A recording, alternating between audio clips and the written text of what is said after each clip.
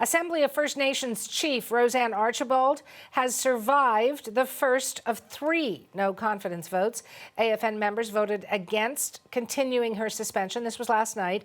But there's more drama to come because she faces 2 more votes today. CBC's Jorge Barrera is covering the AFN's General Assembly in Vancouver, and he joins me live from there. That first vote, Jorge, how big a win is that for Chief Archibald? Well, the wave really broke in her favor last evening. 252 chiefs voted against a resolution to suspend her with pay until the conclusion of this workplace investigation into allegations of harassment and bullying. Only 44 voted against it and 26 abstained. So it was a pretty strong show that the chiefs and assembly appear to want to keep her on as national chief to serve out her term. Here's a little bit of what Archibald had to say after we caught up with her after the assembly broke last evening. I really started to feel hopeful when every speaker that got up said they were opposed to the resolution. I realized that we had turned the corner. And to me, that was very much an indication that people want change. They want substantive change. They want an overhaul of the AFN. They want to have more transparency. They want accountability, and they want truth. Things did not look that positive for Archibald coming into this assembly. Speaking with chiefs on Monday and even into Tuesday morning, it felt like there was a belief that things were going to go against her, that she would be either forced to step down or submit to this temporary suspension. And on Tuesday morning, the AFN executive, which is kind of like the board of directors from each region, actually told the chiefs and assembly that they were supporting this resolution to suspend her until the end of this workplace investigation. But after a couple of hours of deliberation, the chiefs met in their individual caucuses. The caucuses are broken down by regions.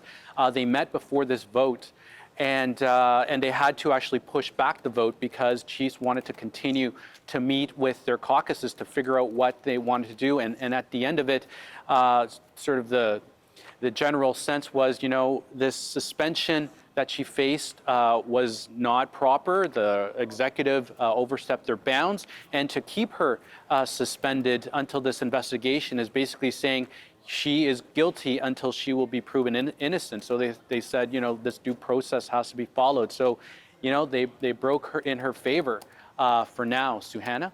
Well, if you look at today ahead, what's expected in terms of the other votes facing Chief Archibald?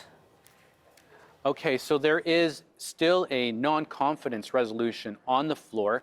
I spoke with the one of the movers of that motion last evening, Harley Chingy, the chief of McLeod Lake, and he was hoping to bring it up early this morning, hoping that there would be less number of chiefs and hoping in that way he could get the 60% to pass it. But it didn't seem that resolution really has any legs anymore if the majority of chiefs have voted against even suspending her. Now there's another resolution to actually formally reinstate her, and also to call for a forensic audit into the finances of the AFN, because Archibald had been issuing allegations about corruption. And there's also within that resolution also a call for a second investigation, independent investigation into allegations of toxic workplace environment inside the AFN. So that resolution is also going to come to the fore. Now, this issue of forensic audits also been taken up by